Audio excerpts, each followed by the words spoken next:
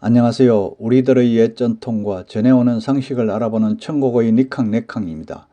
오늘은 지난번에 말씀드린 대로 여자아이는 여식이라고 하는데 남자아이는 남식이라고 하면 되는지 아니면 남식이라 하면 안 되는지와 그 이유 등에 대해서 한번 알아보고자 합니다. 아직까지 저희 채널의 구독자가 아니시라면 지금 바로 구독 버튼을 꼭 눌러주시고요. 좋아요와 알림 설정도 부탁드립니다. 우리가 보통 자식이라고 할 때는 자기가 낳은 아들과 딸을 가리키는 말이고요. 남녀 공용이라고 합니다. 아들도 자식이고 딸도 자식인 거죠. 딸 자식이든 아들 자식이든 간에 다 내 자식이다 라는 말만 봐도 남녀 공용이라는 것을 다 알 수가 있습니다. 그런데 우리의 말 중에 여식이란 말이 있잖아요. 그렇다면 남식이란 말도 있어야 하는데 과연 남식이란 말도 있을까요? 남식이란 말은 없죠. 그렇다면 자식에서 자자를 아들로 보는 견해라고 할까요? 하지만 자식은 한 단어라고 합니다. 그런데 일부는 자식이 아들과 식을 합친 글자는 아니지만 그래도 자식은 아들임을 생각하고 어쩔 수 없이 딸과 식자를 생각하여 여식을 만들어냈다고 합니다만 정확한 근거는 없답니다. 또한 자식이란 말을 욕으로 생각한 것 같기도 하고요. 여식에서 여를 딸로 알면 이런 차별 말이 만들어지는 것이죠. 그런데 우리가 말하는 이 여자는 계집여일 뿐이지 딸여가 아니라는 것입니다. 여식이 성립하려면 상대어는 남식이라야 하는데 남식이란 말은 앞에서 말씀드린 대로 그런 말 자체가 없답니다.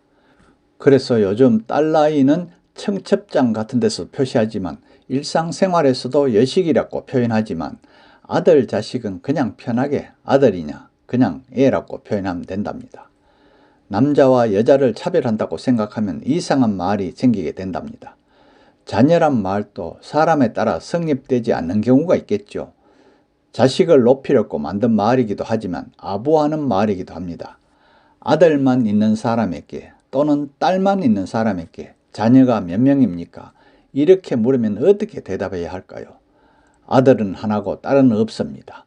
딸은 하나고 아들은 없습니다. 이렇게 대답해야 하겠죠. 자식이란 말은 나쁜 말이 아니죠. 자식이 몇입니까? 라고 물으면 자기가 낳은 대로만 대답하면 되잖아요. 아들 하나입니다. 아니면 딸 하나입니다. 이렇게 하면 되잖아요. 그렇게 된다면 불필요한 말이 없게 된다는 것이죠. 남의 자식을 더 높이려다가 아드님, 따님을 만들었는데 그 부모를 욕하는 것이랍니다. 그러니 다른 사람에게 물어볼 때는 자식이라는 말을 높여 여쭌다고 자녀라고 말하면 상대방에게 불필요한 대답을 요구할 수도 있고요.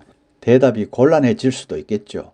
그런데 여기서 한 가지 알아볼 점은 다름 아니고 미국식 발음도 남자는 한 가지인데 여자는 경우에 따라 다르답니다.